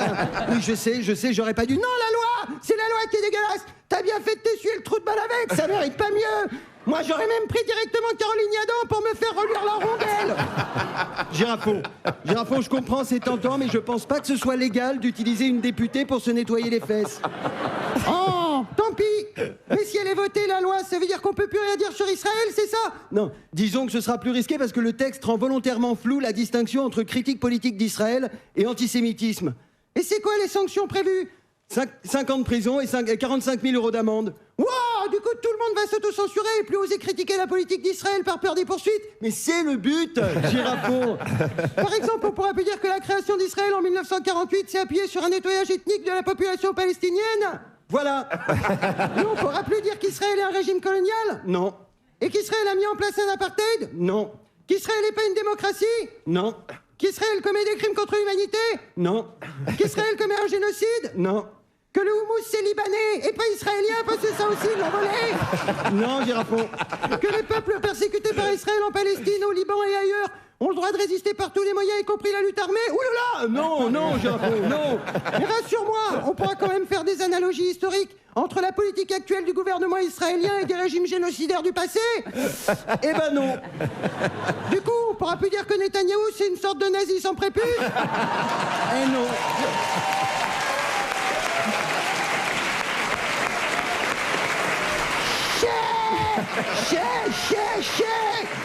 Maintenant, Girafon, tu comprends pourquoi autant de gens sont contre ce projet de loi et ont signé la pétition. Ah bah ouais, dis donc, je comprends, je dirais même qu'il n'y a que 2 catégories de personnes qui ne l'ont pas signé.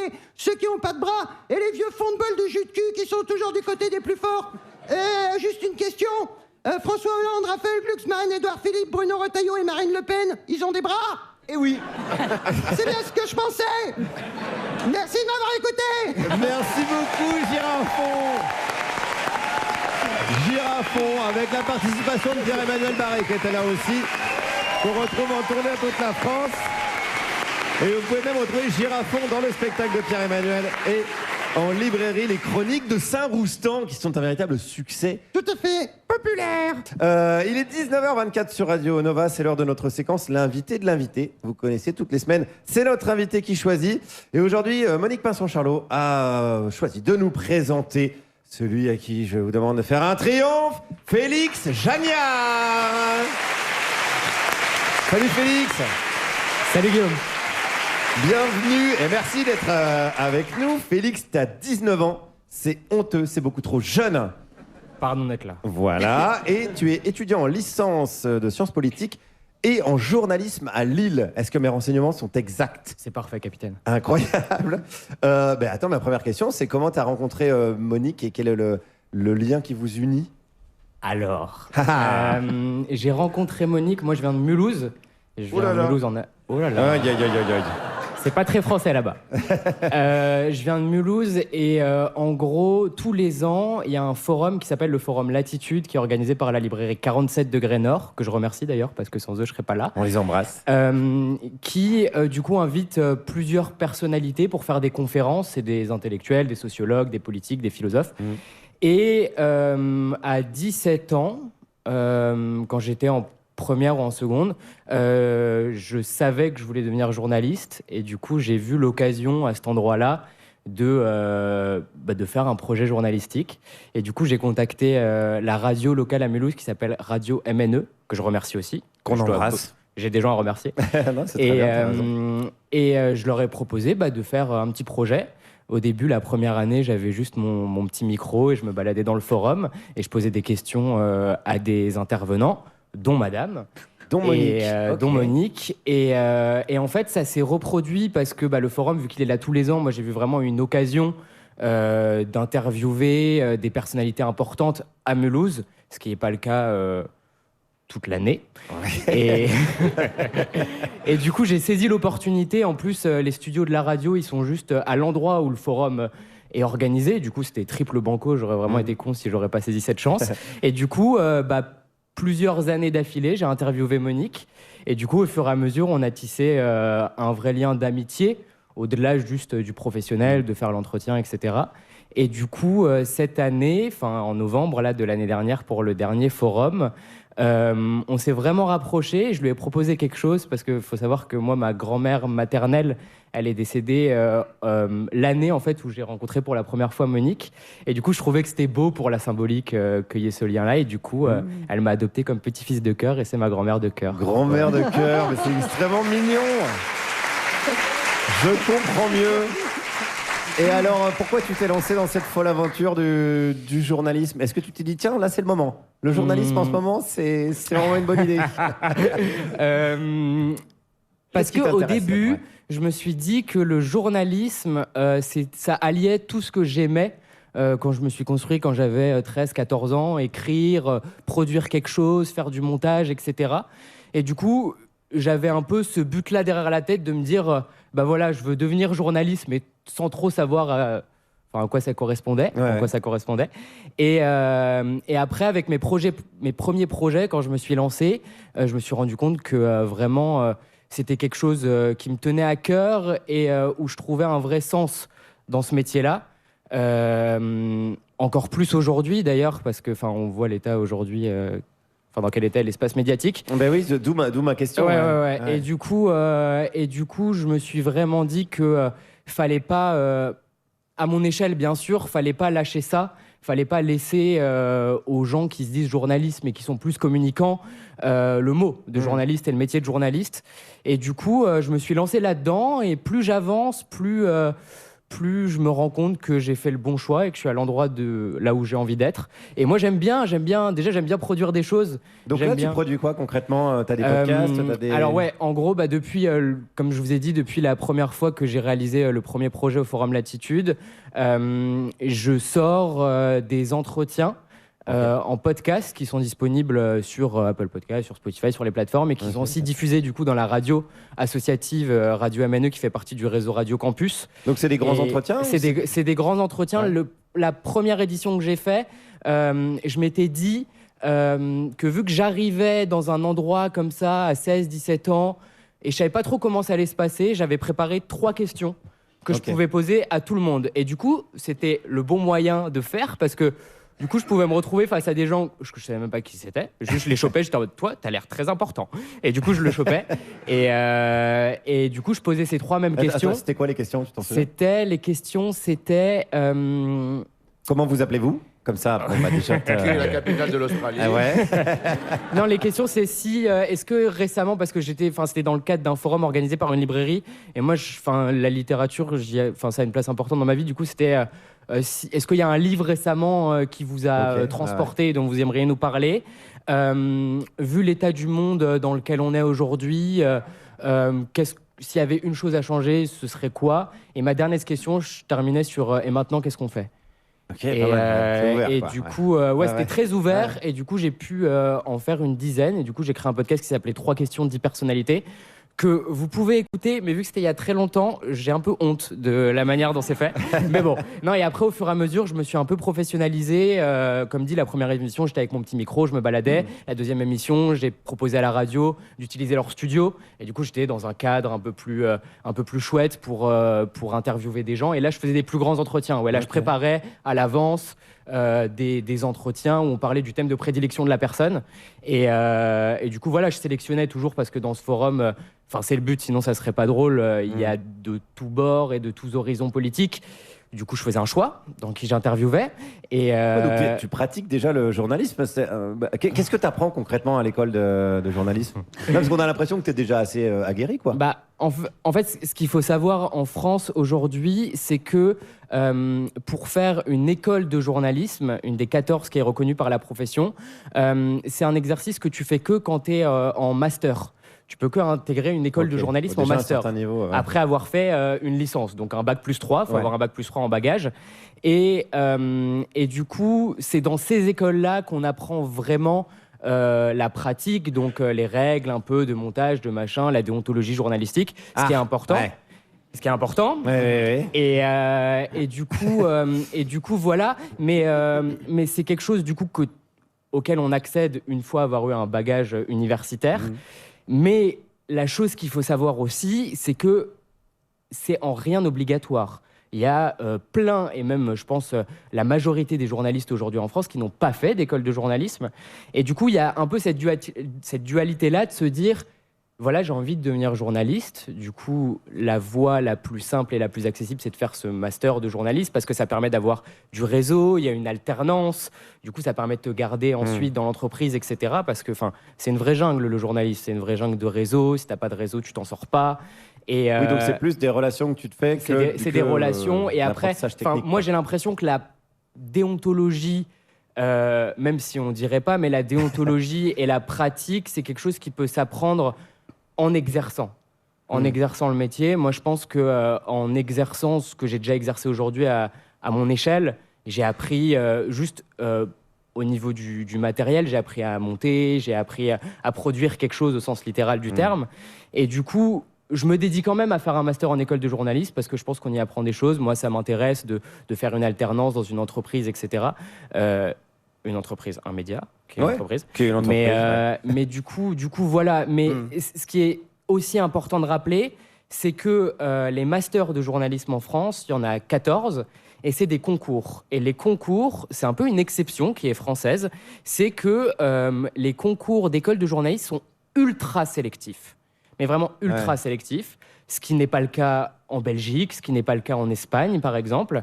Et du coup... on tente, dans mon entourage, etc., on est beaucoup à se dédier à ça. Et du coup, c'est des concours que tu prépares pour ensuite être dans une école pendant 2 ans qui est souvent payante. Il y a des écoles de journalisme. Déjà, il y a un filtre incroyable. C'est ça. Il y a un filtre incroyable. Et les meilleures écoles dans les classements, etc., sont souvent des écoles qui sont privées.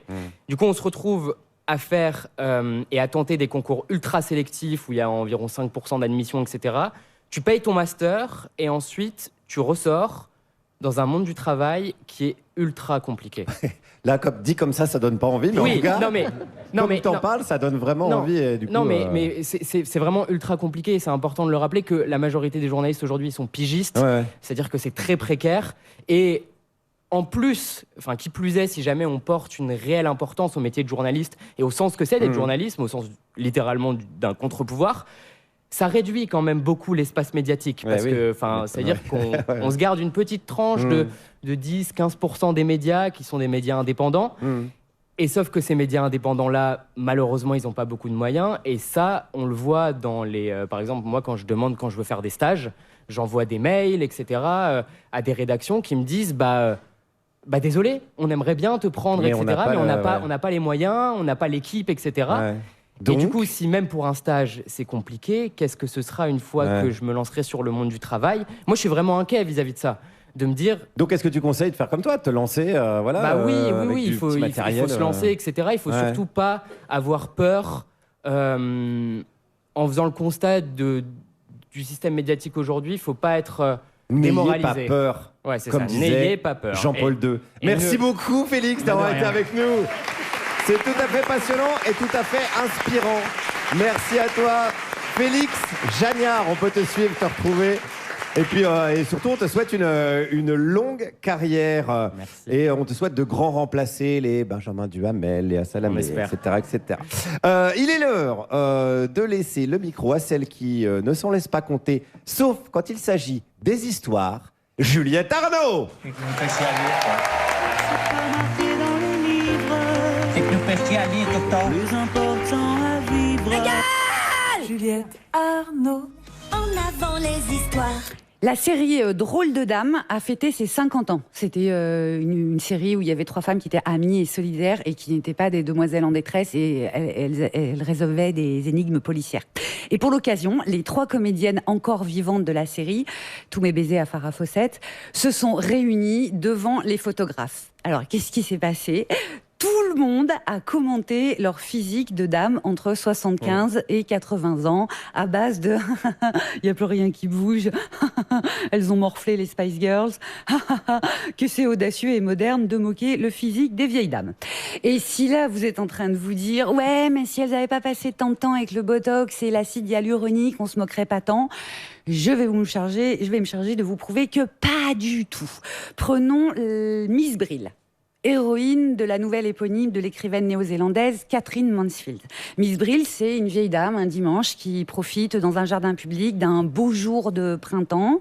Elle est seule, mais elle n'est pas isolée parce que Miss Brill regarde autour d'elle les passants et les passantes. Elle capte des bribes de conversation. Ce soir, elle rentrera dans sa petite chambre, mais là, elle est bien, au milieu d'inconnus réunis dans le même lieu. Elle se figure que tous, là, ils sont en train de participer à la même pièce de théâtre. Et elle note dans sa tête, sans doute, on aurait remarqué son absence si elle n'avait pas été là. Elle faisait partie de la représentation, en somme.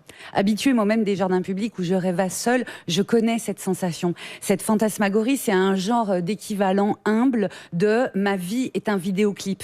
Vous savez, quand vous marchez dans la rue en écoutant votre musique et vous êtes convaincu que vous êtes Rihanna et que les autres, c'est des figurants. Vous faites pas ça ? C'est dommage.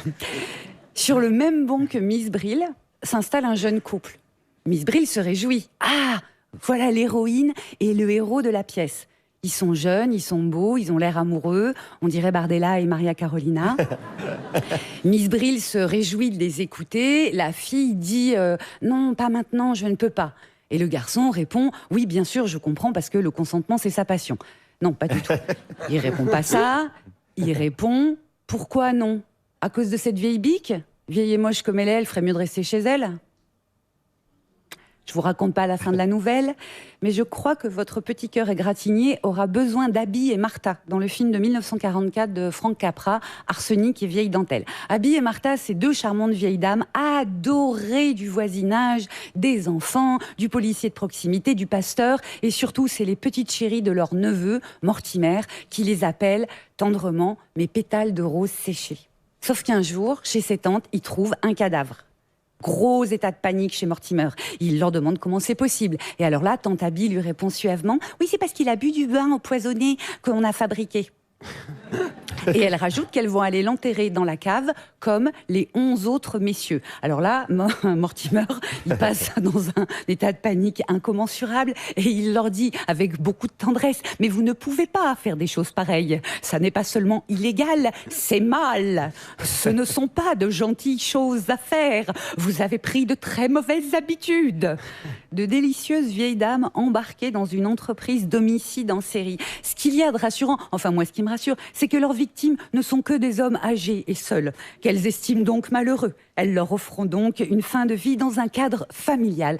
En fait, dans le plus grand des calmes et dans la bonne conscience, les deux sœurs sont faiseuses de chaos quand Miss Brill essayait juste de prendre une toute petite place silencieuse. Vengeance. Quant à mon épitaphe, je propose jamais à l'abri d'une contradiction, maintenant qu'elle est dépourvue d'apparence, il paraît que ses rides lui manquent. Merci Juliette. Juliette Arnaud. On retrouve en podcast sur Instagram également Juliette Arnaud Pénélope. Allez vous abonner et puis notre chaîne YouTube où vous retrouvez toutes les chroniques. Voilà, ça c'était de la promo, de la bonne promo. Pour la mauvaise promo, et ben c'est maintenant. Vous êtes toujours sur Radio Nova, la dernière Juliette Arnaud, Aymeric Lomprey, Pierre-Emmanuel Barré, notre invité, la sociologue Monique Pinson-Charlot, et là, Elia Véron qui est revenue. Moi, je croyais que c'était fini, j'étais en train de boire en coulisses. Non, parce que tout à l'heure, tu avais une question et on a été coupé. Et c'est dommage. Donc, on va reprendre. Re-bienvenue là, Elia. Tu peux poser ta question à Monique. Et alors, au fait, le fait de stigmatiser certaines manières de parler, on appelle ça la violence symbolique. La violence symbolique, c'est un peu le fait de renvoyer les autres à des places sociales hiérarchisées. Et les riches vont tout le temps jouer sur la violence symbolique. Et vous, dans vos enquêtes sociologiques chez les ultra-riches, j'imagine que vous avez constaté, analysé la violence symbolique, mais comment vous faites par rapport au fait de la subir? Est-ce que analyser, comprendre, ça suffit à ne pas la subir, ou est-ce que il peut y avoir les deux en même temps, quoi? On la comprend, on l'analyse, mais on la subit quand même. Comment est-ce qu'on se débrouille par rapport à ça? Je dirais que le fait d'abord qu'on soit tous les deux, qu'on soit en couple, à deux, a diminué le niveau de violence symbolique que pouvait ressentir Michel, beaucoup plus fort que moi. Et puis, je dirais que, pour moi en tout cas, la joie de comprendre le monde, la joie de comprendre qu'il y avait une classe sociale qui était de type capitalistique et qui prédatait, j'arrive plus à parler, qui s'enrichissait sur notre dos. Eh bien, cette joie-là m'a permis vraiment d'être une fille, une chercheuse heureuse. Je le suis toujours malgré la disparition de Michel, parce que j'ai trop souffert comme si j'avais été prisonnière dans le tout début de ma vie. Et cette explosion, cette joie que je vous communique, parce que c'est vraiment super quand on se met tous, vous pouvez tous vous mettre à travailler, on est tous sociologues, vous êtes sociologues, vous avez la possibilité d'exercer, de comprendre le monde dans lequel vous vivez, et c'est un bonheur incroyable. Et donc quand c'est dans la joie qu'on peut parler de tout ça, comme ici aujourd'hui, dans ce que j'appelle une instance de coordination. C'est ça, c'est exactement ça, Monique. Vous pouvez l'appeler comme ça, l'émission. Ouais. Puis on s'est dit où on est tous un peu différents, mais en même temps, on est tous un peu semblables. Et on a du plaisir à être entre nous, dans la joie, le rire. Et ça nous fait vraiment avancer. Moi, j'appelle ça un moment d'émancipation collectivement partagée. Mais oui! Et ça nous fait du bien, mais pas que. On apprend des choses aussi. Et moi, il y a un truc que j'aime bien dans ton discours, c'est que tu dis que ceux qui nous dirigent, en gros, les capitalistes, sont des géants au pied d'argile. Oui. Alors ça, c'est important de le dire, parce qu'on a l'impression qu'on se fait écraser par eux. Alors, en quoi c'est des géants au pied d'argile et comment on peut peut-être agir? Faut de mettre de l'eau, comme ça. Ouais, peut-être ça glisse. C'est-à-dire de manière très pragmatique. Alors, c'est très simple à expliquer. En effet, ce sont des géants au pied d'argile. C'est-à-dire que dès que nous nous mettons en colère, dès qu'ils sentent qu'il se passe quelque chose d'important, je donnerai 2 exemples. En 1995, nous étions en train d'enquêter dans un hôtel particulier dans le 16e arrondissement. Toute la France était en grève. Je sais pas, tu étais né, toi? Oui. Ah, quand même, Monique, enfin. D'accord. Mais je n'étais pas sûre. Donc, voilà. Elle me drague, elle me drague. Ouais, Au début c'est pas méchant, quelque chose, maintenant c'est un peu quelque chose. gentil. Et donc, les valises, honnêtement, étaient prêtes pour. Les valises étaient prêtes. Et la seconde fois, c'est au moment des Gilets jaunes. C'est-à-dire le mouvement des Gilets jaunes a été pour cette classe-là un moment difficile dans la mesure où tout de suite, ils ont envahi les beaux quartiers. Et par exemple, nous, on a, enfin, tu connais Basile Carré-Agostini, le réalisateur qui a réalisé le film À demain mon amour sur Michel et moi. Et là, je vous le dis, il faut aller voir ce film parce qu'il y a vraiment, j'espère que tu vas pas me contredire, mais il y a des C'est faux, Monique. il y a des scènes, c'est vrai, c'est de face à face entre les Gilets jaunes et les plus grands bourgeois qui sont là devant chez Dior, avenue Montaigne, pour prendre l'apéritif. C'était du champagne à 1500 € la bouteille au restaurant de l'avenue. Et là, ce qui est très très intéressant, c'est de voir le face-à-face. Il n'y a pas eu de violence, mais au niveau de la violence symbolique qui était maîtrisée par les Gilets jaunes et qui arrivait à parler aux plus grands bourgeois sans difficulté, c'était incroyable. Il y a eu de la pétoche. Voilà, il y a eu de Et la il y a eu pétoche. de la beauté. Allez voir ce film, on peut le conseiller. Oui. Merci Monique. Attends, merci alors, beaucoup. j'ai pas fini. Mais oui, mais c'est pas grave parce que tu vas pouvoir continuer à t'exprimer puisque tu restes avec nous jusqu'à 20h10. Ah bon, Donc d'accord. tout va bien Monique, t'inquiète pas. Tout est sous contrôle, on va se faire une dernière pause musicale si tu le permets, parce que je trouve ça dommage de ne pas avoir écouté Donnez-moi de la moulaga de Eus l'Enfoiré, qui est sans doute, je pense, le pseudo de Patrick Pouyanné. Je présume. Ça doit être ça. Mais vu l'heure, Guillaume, c'est carrément plus le moment de se préparer à partir en club. Ah oui. Que je me fais pas une bonne idée de notre public, mais bref, avec le morceau adéquat, c'est-à-dire le duo anglais The White Lamp et son titre Make It Good, Go Malo, Go. Vous êtes toujours sur Radio Nova, la dernière, Juliette Arnaud, Émeric Lompré, Pierre-Emmanuel Barré, notre invité, la sociologue Monique Pinson-Charlot, et lui aussi, il analyse les rapports de classe, mais toujours avec un air de dernier de la classe, c'est Thomas VDB. Eh oui. Bonjour tout le monde, merci. Alors moi, cette semaine, je me suis intéressé aux vidéos de commission d'enquête. C'est un nouveau format de vidéo YouTube. C'est un peu comme LOL qui ressort, ou comme les vidéos de gens qui arrêtent des personnes dans la rue pour leur dire Saint-Nectaire ou Reblochon. Les gens sont là, Saint-Nectaire. Saint-Nectaire ou Emmental Saint-Nectaire. Et bon, dans les commissions d'enquête, ils peuvent pas dire à chaque fois Saint-Nectaire. Sinon, il y a obstruction. Et donc, les commissions d'enquête, c'est un truc où, en fait, il y a un parlementaire du Sénat ou de l'Assemblée nationale, par exemple, il lit le journal, et il lit un article sur Jean-Claude, et il se dit, mais attends, il y a un truc chelou, là, sur Jean-Claude. Et là, il convoque Jean-Claude. Jean-Claude, il est obligé de venir. Il se fait cuisiner devant les caméras, et après, ça fait des millions de vues sur Internet. Et donc, quand tu montes une commission d'enquête, en fait, tu te transformes un peu en proviseur. Sauf qu'en fait, le vrai nom qu'ils ont trouvé, c'est rapporteur. C'est-à-dire qu'ils ont trouvé le seul nom qui existe pour la personne encore plus détestable dans une école qu'un proviseur. C'est vraiment, et après, le gars, il fait rien qu'à tout rapporter à la commission d'enquête. Et donc, Charles Aloncle, il s'est dit, OK, c'est ça que je veux faire. Voilà. Et il a lancé une énorme commission d'enquête sur l'audiovisuel public. Et je pense que c'est pas possible de trouver quelqu'un qui a plus la rage contre l'audiovisuel public que Charles Aloncle. Je pense que c'est lui qui a le record. Je me dis, faites venir un huissier du Guinness Book à la commission d'enquête pour que l'autre, il est vraiment, tu vois, il ait sa photo peut-être à côté du gars, tu sais, qui a une barbe d'abeille dans le Guinness Book. Je me dis, c'est ça. Et donc, la commission d'enquête de Charles Aloncle, elle s'est terminée cette semaine après des mois et des mois. C'est presque une telenovela. Le truc, c'est... D'ailleurs, on sait que pour qu'une série, ça fonctionne, les scénaristes, ils savent tous qu'il faut du conflit entre les personnages. Bah là, il y avait du conflit. Hein. Et il y avait des guests de ouf. Il y avait Roselyne Bachelot, Mathieu Pigasse, Élise Lucet, et ils jouent tous leur propre rôle. Et donc, le but de Charles Aloncle, c'est de les mettre tous en défaut. Et c'est drôle parce que des fois, il n'y arrive pas. Et quand il n'y arrive pas, il fait un peu la tête du gars dans la pub. Tu sais qu'il fait « Je l'aurais, lui, un jour. Je l'aurais. » Et il y a même un guest de Nagui, à un moment. Parce que Charles Aloncle, il dit qu'il a l'intuition que Nagui, c'est la personne qui s'est le plus enrichie sur le dos des Français dans l'audiovisuel public. Parce qu'il fonctionne à l'intuition, Charles Aloncle. Je pense que c'est peut-être la seule personne en France qui se réveille en sueur, en pleine nuit, en pensant au salaire de Laurent Romeshko. Tu vois, je pense vraiment ça. Parce que c'est vrai que Nagui, apparemment, il prenait 2500 € par émission de N'oubliez pas les paroles. Bon, c'est vrai parce qu'il présentait aussi l'émission Tout le monde veut prendre sa place. Et c'est vrai qu'avec un cachet pareil, on comprend pourquoi tout le monde veut prendre sa place. A priori. Mais c'est vrai qu'il se servait bien, Nagui. Mais bon, Charles Aloncle, il est tellement énervant à accuser tout le monde que moi, je regardais ça et du coup, j'avais presque envie de prendre la défense de Nagui. Je dis, bah, attends quoi, 2500 €, la meilleure de ton âge, ça va, franchement. Mais quelle joie d'être à Nova aujourd'hui et de plus se faire accuser de se gaver d'argent public. Parce que gaver, c'est vraiment le mot qu'ils utilisent tout le temps. Quand les gens ils trouvent qu'il y a trop d'argent dans l'audiovisuel public, ils sont là, mais ils se gavent d'argent public. Tu me fais peur. Ouais, bah c'est fait pour. C'est fait pour. Parce que du coup, en faisant des recherches pour cette chronique, je suis tombé sur des vidéos de gaveuses doigts. Et c'est un métier qui se perd, les gaveuses doigts. Et c'est vrai, dans les vidéos, elles sont là, c'est comme ça qu'on gave une oie et mettre de la bouffe dans le bec de l'oie.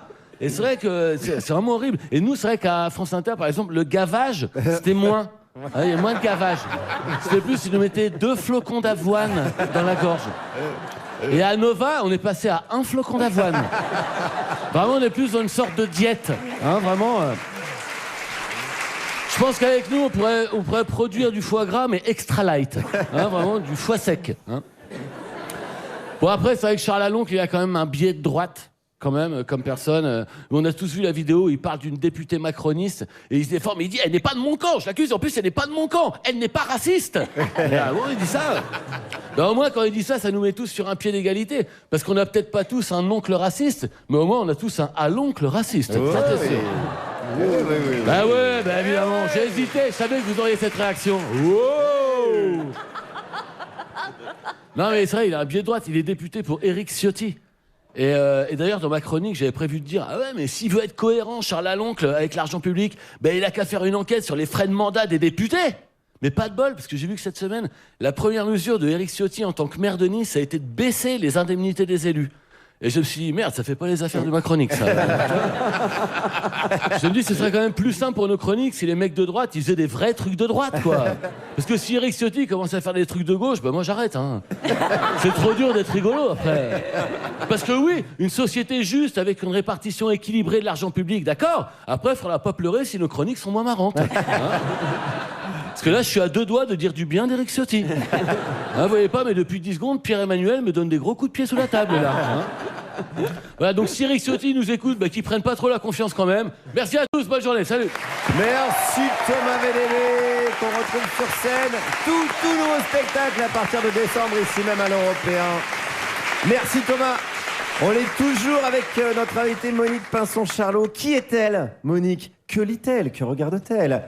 Juliette, tu as étudié les goûts de classe, ou pas, de Monique Pinson-Charlot. Je t'ai demandé, Monique, quels films te sont restés de l'enfance? Tu m'as répondu, les films de Chaplin, pour 2 raisons. Son héros est toujours du côté des pauvres, et ce vagabond, tout le monde l'appelle Charlot, ce qui t'a aidé à apprécier ton propre patronyme. Oui, c'est ça, à adopter, à l'intégrer, Charlot. Et avant, il te plaisait pas, vraiment? Pas tellement, parce que tout le monde se moquait de moi dans la cour de récréation.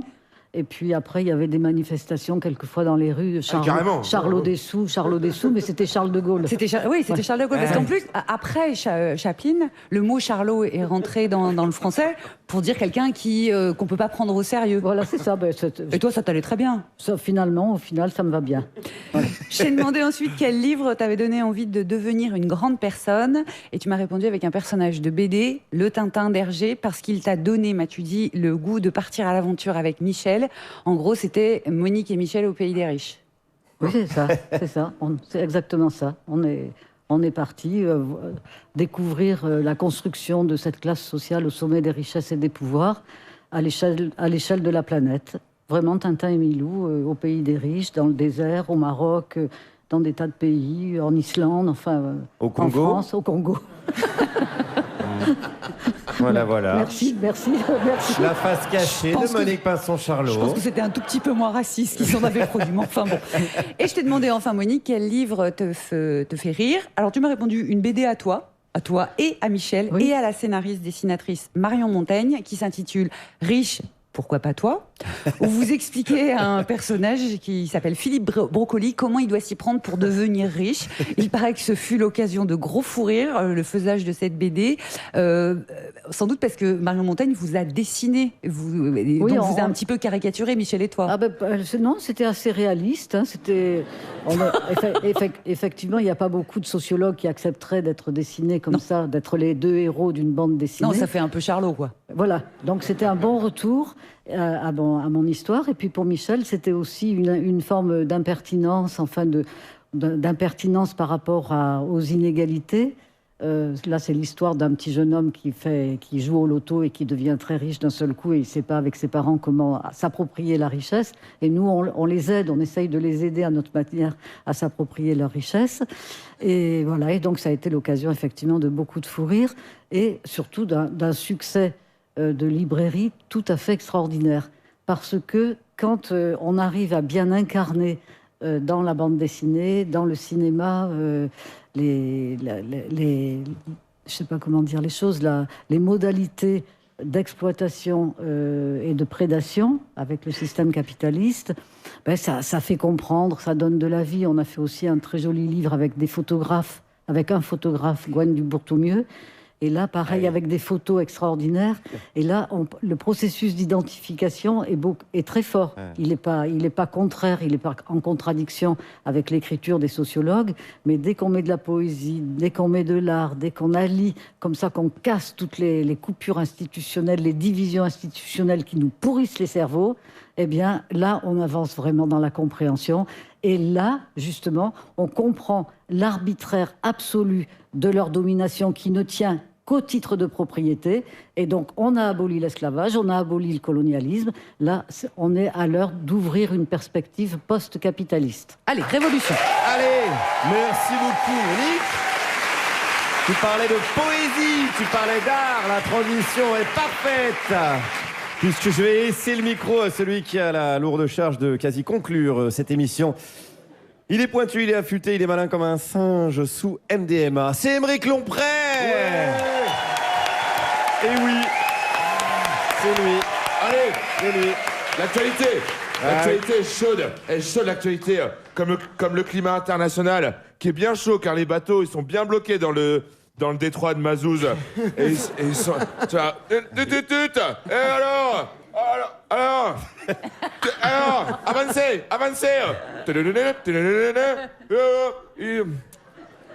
Hidalgo démission. Bon, j'ai pas trop travaillé cette semaine. C'est la fin de l'année, quoi. Moi, j'ai pas trouvé d'actualité. Rien, zéro, nada, walou, vodka, rien. Jure. Alors, soit il s'est rien passé dans le monde, soit j'ai eu la flemme. C'est l'un des deux. C'est la deux. Après, j'ai d'autres qualités, hein. La bienveillance ou la marche rapide. Votre lacet est défait, monsieur. Ouais. Non, mais après, faut savoir, je suis le dernier dans l'émission. Hein, donc, tous les autres, ils prennent les bonnes actus. Faut les voir, là, en réunion, les collègues, là, se jeter sur les thèmes d'actu comme des requins, là. Moi, je prends la loi dedans. Moi, je prends Bernard Arnault. Moi, la commission. Moi, je veux voir ce que je fais, les man. Merci, VDB. Et toi, Aymeric, tu fais quoi? Là, je mange des sushis. Mais comme sujet, abruti! Doucement, Juliette. Not all men, ok? Not all men. Il reste quoi comme sujet? Les bateaux coincés dans le détroit d'Ormuz. Vous pouvez compter sur moi. Alors, faut savoir aussi que Pierre réserve les sujets 1 an à l'avance. Je te jure. Dans le groupe WhatsApp, il a écrit le 11 avril 2027, je ferai sur Netanyahou qui respecte pas le droit international. Comment tu sais, t'es médium ou quoi? Tais-toi! Tu te tais! Putain, il prend tous les sujets, tu veux toute l'antenne maintenant? Vas-y, fais ta chronique jusqu'à la matinale pendant que tu y es. Chante la playlist, putain, il est en train de coloniser Nova. C'est lui, Netanyahou, putain, merde. Alors si, au début, je voulais faire le... Calme-toi, Aymeric. Fais ce que je veux. Non, au début, je voulais faire le prix de l'essence, mais j'ai pas le permis, donc... Enfin, j'ai le permis... Enfin, je m'appelle Nicolas Dupont. Non, mais je veux... Je me sens pas légitime, quoi. Eh, quand tu sais pas faire quelque chose, t'en parles pas. Hein. C'est comme si Pierre il faisait une chronique sur la bienveillance. Oh, bon. Ou alors c'est comme si Guillaume il faisait une chronique sur les chroniques. Ou alors c'est comme si Juju... Non, pas Juju. Juju, elle sait tout faire, c'est une fille. Elle est victime de charge mentale avec le patriarcat du plafond de verre intersectionnel.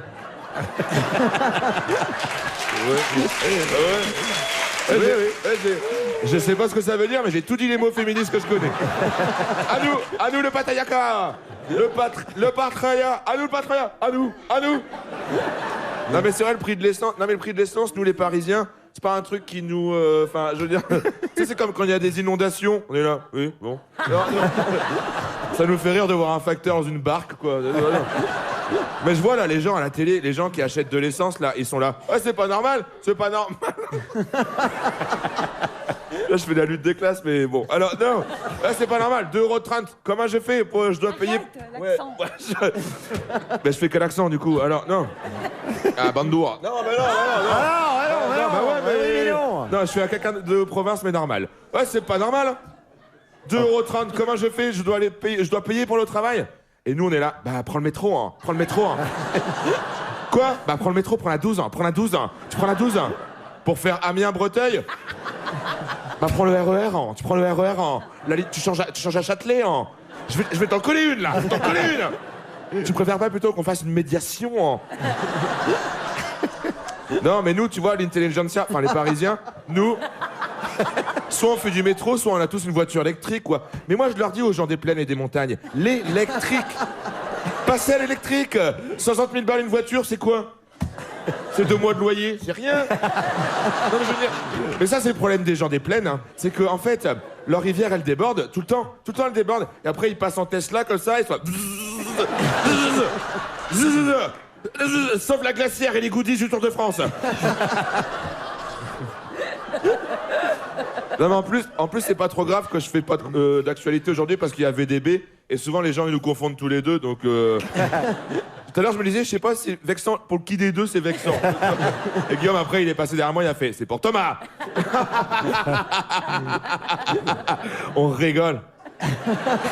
J'en ai marre, vous êtes toxiques. Maintenant, je vais faire comme Pierre, je vais réserver mes sujets longtemps à l'avance. Moi aussi, j'ai talent de médium. Dimanche prochain, je fais sur Bruno Retailleau qui dit un truc raciste. Allez, merci de m'avoir écouté. Merci, Émeric Lompré. Allez, il nous reste quelques secondes avec notre invité Monique Pinson-Charlot. Allez, on fait quelques secondes, réponse très courte, question très courte. Pierre-Emmanuel. Oui, Monique, est-ce que quand tu invites des gens à dîner, il y a un bâton de parole? Un bâton de parole? Oui. Qu'est-ce que ça veut dire? Tu donnes le bâton et t'as le droit de parler. Il n'y a pas ça, visiblement, Monique. Non, je suis perdu. Il n'y a pas ça. Émeric, question. Il faut tendre le bâton. Oui. Moi, je voulais savoir, est-ce que quand vous infiltrez les riches, est-ce que les riches sont au courant? Ah bah bien sûr, tu penses bien que... Ah, ils le savent? Bah bien sûr. Ouais, c'est une question sérieuse, Émeric. Ils savent quoi? Bah, ils savent que vous êtes un peu en enquête. Bah oui. Mais oui. De toute façon, Alors par contre, on en a vraiment parlé il y a 1 heure, je pense. Mais bon c'est bah super. pourquoi 8 piscines alors? Juliette, une question. Monique, tu es née à Saint-Étienne, moi aussi. Est-ce que c'est la marque des meilleurs? Oui, toutes les deux. Monique, allez. Dernière question. Est-ce qu'avec l'argent que tu as gagné en étudiant les ultra riches, est-ce que tu as déjà eu envie de t'acheter un hôtel particulier à Neuilly? À vous. Allez, à vous. Ah ben ça aurait été très bien. Parce que si on avait pu acheter un hôtel particulier, on visait plutôt la Villa Montmorency. Ah oui, pardon, excusez-moi du Non, peu. parce que du coup, on aurait été au cœur de l'oligarchie. Et tu t'imagines, pour faire nos enquêtes, c'était génial. Au cœur du sujet. Parfait. Mais en fait, ça n'aurait pas été possible parce que c'est Vincent Bolloré qui était le responsable du syndic de copropriété. C'est pas pratique. Voilà, c'était pas Merci beaucoup, Monique. Ben, merci à vous. Thomas, vas-y, très court. J'ai une question. Quelle est la capitale de la Tanzanie?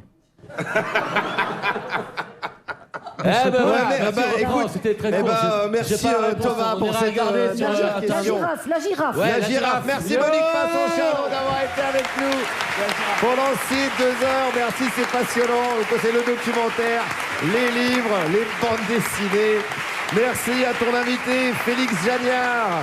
Merci à Guédré, Thomas Védéré, Laëlia Véron, toute l'équipe de l'Européen, Seb Barnabé, Julien Lindsay, Sonny, Marvin, toutes les équipes techniques de Radio Nova, Fred, Malo à la réalisation avec Lulu, Paul et Julien, Mano, Loris, Nino, Yona pour la prod, Christian pour la programmation musicale. Colline, Elise, Sébastien, Bastien pour les réseaux sociaux. Les équipes de Goodway Vidéo, Benjamin, Alban, bon anniversaire et Tristan. Notre rédacteur en chef, Ramzi Hassani. Et Émeric Lompré, Pierre-Emmanuel Barré, Juliette Arnaud. Et Guillaume Meurice. Tout de suite sur Radio Nova, vous retrouvez David Blo pour le Nova Club. Nous, on se retrouve la semaine prochaine. Amusez-vous bien, taxez les riches et vivement la dernière. La dernière.